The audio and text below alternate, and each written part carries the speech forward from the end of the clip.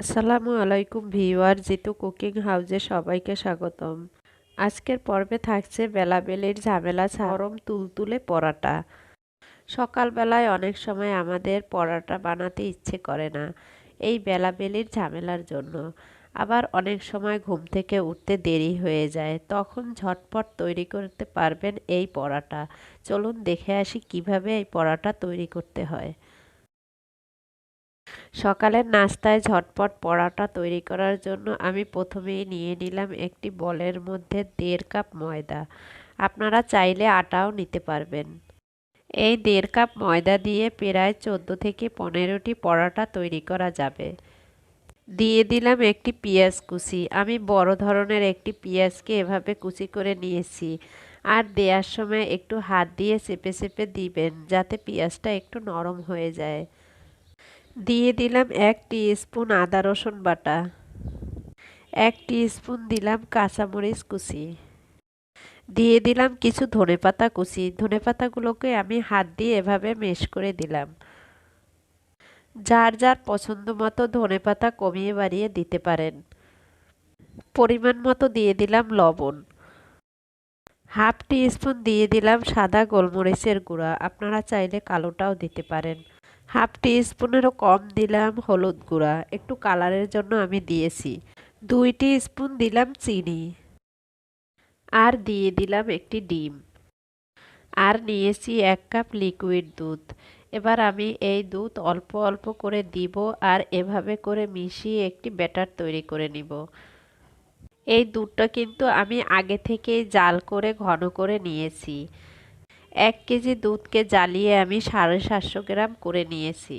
আপনারা চাইলে কিন্তু গুঁড়া দুধটা গুলিয়েও নিতে পারেন। আমি একবারে দিব না, অল্প অল্প করে এভাবে দিব আর মিশিয়ে নিব।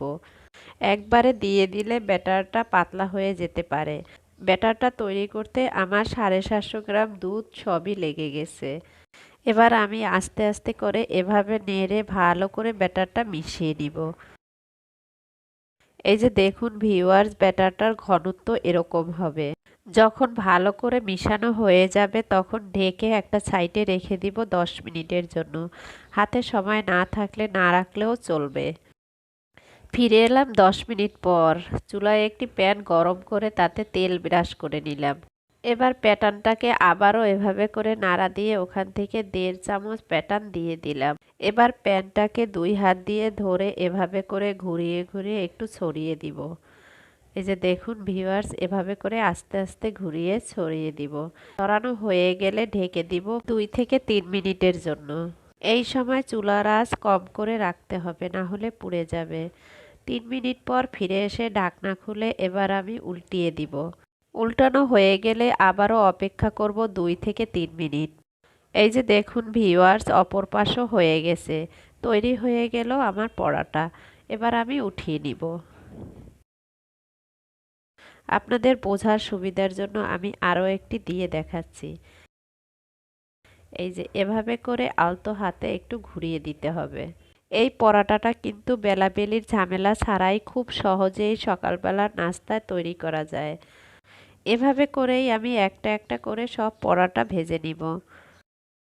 এই যে দেখুন ভিউয়ার্স, তৈরি হয়ে গেল আমার সকালের নাস্তা, বেলাবেলির ঝামেলা ছাড়াই পরাটা। এই যে দেখুন কতটা নরম আর তুলতুলে হয়েছে।